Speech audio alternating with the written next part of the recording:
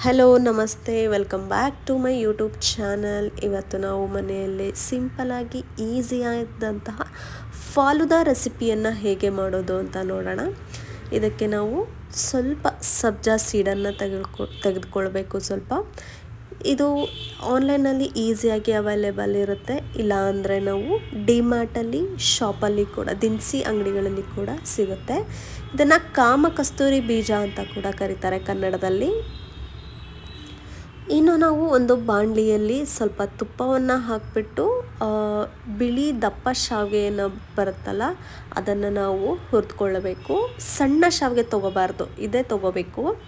ಇದನ್ನು ಸ್ವಲ್ಪ ತುಪ್ಪದಲ್ಲಿ ಹುರಿಯೋಣ, ಒಂದು ಒಳ್ಳೆ ಫ್ಲೇವರ್ ಬರುತ್ತೆ ಆ್ಯಂಡ್ ಚೆನ್ನಾಗೂ ಇರುತ್ತೆ.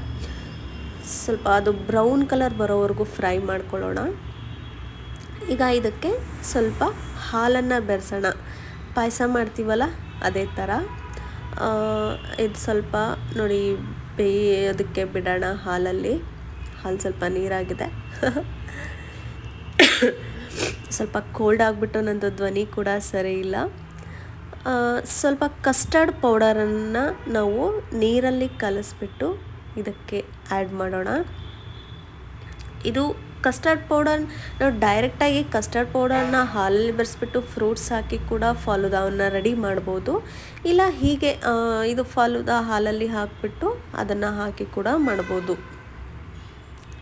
ಇದನ್ನು ನಾವು ಇದು ಇನ್ನೂ ಬೇಯ್ತಾ ಇದೆ, ಬೇಯಲಿ ಸ್ವಲ್ಪ. ಅದು ಇಲ್ಲಾಂದರೆ ಗಟ್ಟಿ ಗಟ್ಟಿ ಇರುತ್ತೆ ಶಾವಿಗೆ, ಅದಕ್ಕಾಗಿ ಬೆಂದಿದೆ ಆಲ್ಮೋಸ್ಟು. ಇದಕ್ಕೆ ಸ್ವಲ್ಪ ಸಕ್ಕರೆಯನ್ನು ಹಾಕೋಣ. ನೀವು ಸಕ್ಕರೆ ತಿನ್ನಲ್ಲ, ನಾನು ಬೇಡ ಅನ್ನೋರು ಏನು ಮಾಡಬೇಕು, ಜಾಗ್ರಿ ಏನಾದ್ರು ಯೂಸ್ ಮಾಡ್ತೀರಾ ಅಂದರೆ ಇದು ಕೆಳಗಿಳಿಸ್ಬಿಟ್ಟು ಜಾಗ್ರಿಯನ್ನು ಆ್ಯಡ್ ಮಾಡಬೇಕಾಗಿರುತ್ತೆ. ಇಲ್ಲ ಅಂದರೆ ಹಾಲು ಒಡೆದು ಹೋಗೋ ಚಾನ್ಸಸ್ ಇರುತ್ತೆ.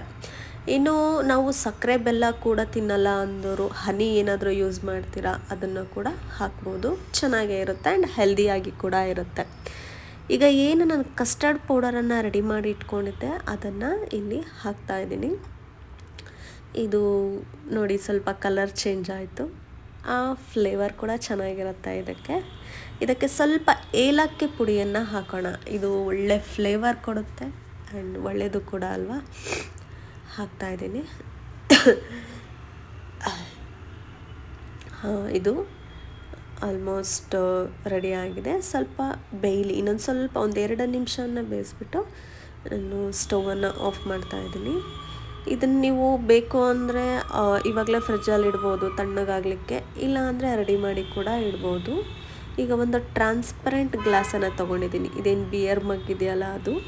ಇದಕ್ಕೆ ನಾವು ಸಬ್ಜಾ ಸೀಡ್ ಏನು ನೆನೆಸಿಟ್ಟಿದ್ವಿ ಒಂದು 5 ನಿಮಿಷಕ್ಕೆ ಮುಂಚೆ, 5 ನಿಮಿಷ ಸಾಕೋದು ನೆನೆಯೋಕ್ಕೆ, ಅದನ್ನು ಹಾಕಿ ಇನ್ನು ನಾನು ಯಾವ್ಯಾವ ಥರದ ಫ್ರೂಟ್ಸ್ ಇರುತ್ತೆ ಅವೆಲ್ಲ ಥರದ ಫ್ರೂಟ್ಸನ್ನು ಕಟ್ ಮಾಡಿ ಹಾಕ್ಬೋದು. ನಮ್ಮಲ್ಲಿ ಸ್ವಲ್ಪ ಫ್ರೂಟ್ಸು ತಿಂದೆ ಹಾಗೆ ಇಟ್ಟಿದ್ರು, ಅದಕ್ಕೆ ಎಲ್ಲದನ್ನು ಕೂಡ ಹಾಕ್ತಾಯಿದ್ದೀನಿ.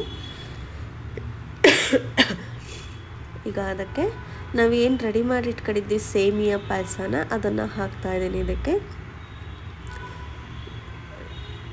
ಅದರ ಮೇಲೆ ಮತ್ತೆ ಸ್ವಲ್ಪ ಸಬ್ಜಾ ಸೀಡನ್ನು ಹಾಕ್ತಾಯಿದ್ದೀನಿ. ಅದು ಕಲರ್ಫುಲ್ ಕಾಣಲಿಕ್ಕೆ ಮೇಲೆ ಕೆಳಗೆ ಆ ಥರ ಹಾಕ್ತಾಯಿದ್ದೀನಿ ಅಷ್ಟೇ. ನಿಮ್ಗೆ ಹೇಗೆ ಬೇಕೋ ಹಾಗೆ ನೀವು ಡೆಕೋರೇಟ್ ಮಾಡ್ಕೋಬೋದು. ಇದನ್ನು ಮೇಲೆ ಮತ್ತೆ ಒಂದು ಸಲ ಫ್ರೂಟ್ಸ್ ಹಾಕ್ತಾಯಿದ್ದೀನಿ.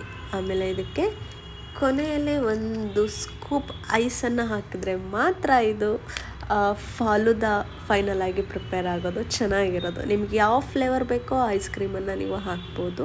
ನೋಡಿ ಡೆಕೋರೇಷನ್ಗೆ ಒಂದು ಚೆರ್ರಿಯನ್ನು ಇಟ್ಟಿದ್ದೀನಿ. ಈಗ ಸಿಂಪಲಾದಂತಹ ಫಾಲುದಾ ರೆಸಿಪಿ ಮನೆಯಲ್ಲೇ ರೆಡಿ ಆಗಿದೆ. ಫ್ರೆಂಡ್ಸ್, ನಿಮಗೆ ಮತ್ತೆ ಯಾವುದಾದ್ರೂ ರೆಸಿಪಿ ಬೇಕು ಅಂದರೆ ನಮ್ಮ ಕಮೆಂಟ್ ಮೂಲಕ ತಿಳಿಸಿ, ಮಾಡ್ತೀವಿ. Thank you so much for watching.